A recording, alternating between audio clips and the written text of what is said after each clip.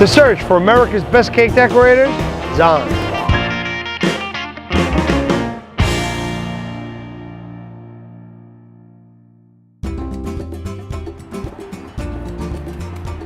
All right. I'm going to be making a quarter sheet cake that is just a standard rectangular cake. We're not going to shape it, cut it, or mold it because that's not what we do. My cake shop is not a novelty cake shop, and we just stick to classic shapes. This is going to be a buttercream cake with a little bit of fondant work to it. Fondant isn't a very desired texture in the mouth, and so we try to steer away from using it too much, just for little decor here and there. I think I'm going to need 45 minutes plus for this cake, only because this cake isn't shaped. It's just a perfect rectangular shape and it has corners. And to make buttercream have corners is not the easiest thing to do.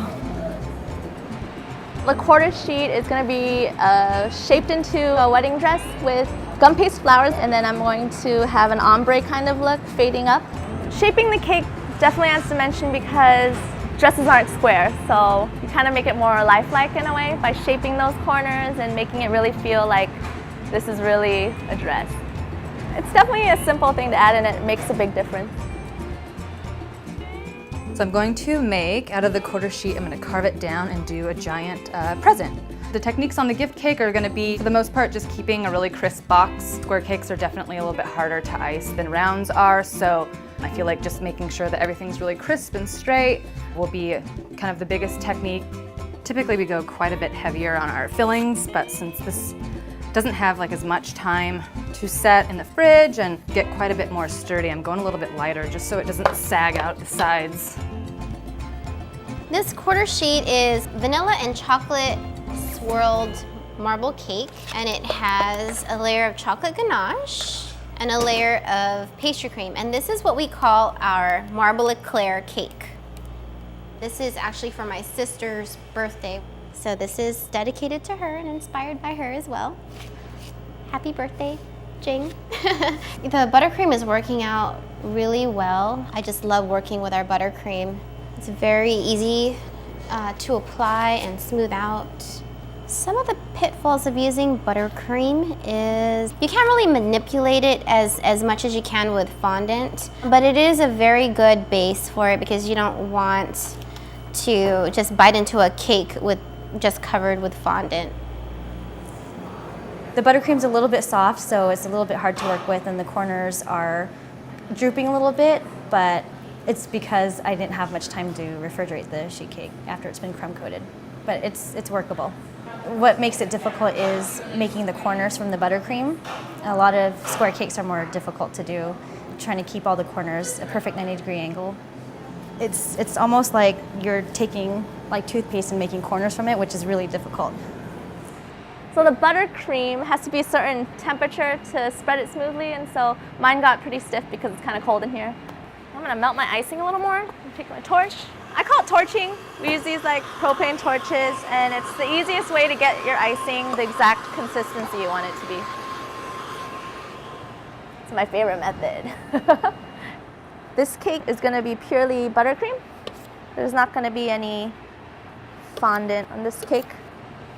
Unless we have to do like a huge cake, a full color, like an 8-tiered cake, we color all of our own fondant just because you can get the shades quite a bit more custom, especially on those weddings where people are really picky about, you know, sage green and not hunter green. I would say most decorators have a hard time with fondant when it's too thick, and I think that's also a reason a lot of people are sort of turned off by fondant is bad experiences they've had with cakes that have like, you know, an inch thick coating of fondant, because you really don't need that much. I mean, you just want it to cover the cake, have a little bit of room so it hides any flaws, and that's it. You don't want a super thick, huge layer. This is just the base of the cake. I'm going to put another layer of fondant over it because it is going to be a book. It's going to look like a journal when it's done. I think the most difficult part of making this quarter sheet is making sure everything's measured out correctly. Hopefully I could get the fondant sheeted out and cut to the size that I need it to be. If it isn't the right size, I might have to stretch the fondant a little bit, and that might, you know, be a little hairy, but we'll see how that goes. I decided on the colors just because I wanted something really, maybe not so girly, since I feel like that's kind of what a lot of the present cakes sort of come out like. So I just wanted to do something really fun that was bright and just kind of cheerful. You don't really see a lot of teal, orange, and yellow, especially kind of more neon shades, but neons are really big right now too, so I just want to do something kind of trendy and kind of on point for color season. I feel like that's a cool color combo that you don't see very much. I feel like I'm doing pretty good on time, yeah. Got the majority of my kind of big stuff covered and the bow done, so now it's just going to be some little decor and a border, and that's pretty much it. I feel like I'll be right on the money. I think that my OCD is working against me because I'm trying to finish the cake, but I see crumbs on the table, and my first instinct is to clear the cake crumbs off the table rather than finishing my cake on time. Yeah, I think I'm in not a good situation because of my perfectionism. So I guess I am a perfectionist. I am ambidextrous, so it comes in handy when I decorate cakes. With these intricate shaped cakes, carving the cardboard off can be a little challenging. I wish I was an ambidextrous. Come on. I'm going for the ombre look. Ombre is a slow fading of darker colors to light.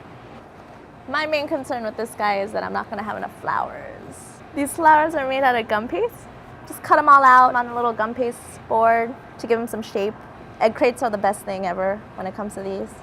The leaves can just curl around and it just dries perfectly. Oh, these are gonna break. Oh, no. That's not exactly how I planned that to go. I don't know if I'm gonna have enough gum paste right now. So I've added this green fondant to make it look like a leather and use a stitching wheel to enhance the edges a little bit so it looks kind of like stitched leather.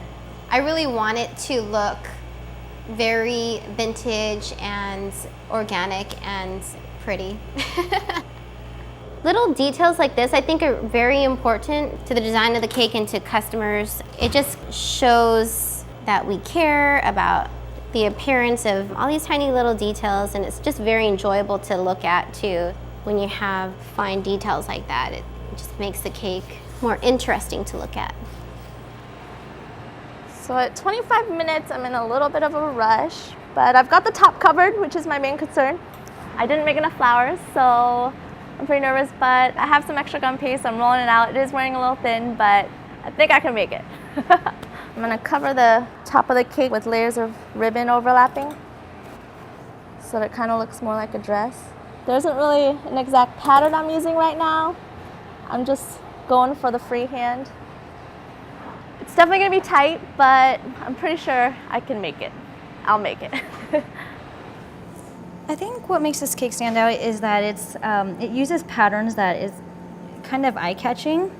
I think the eye likes to see certain shades that kind of complement each other, and since this is 2 shades of green and white, it's very simple, but it looks appealing because there's a pattern to it.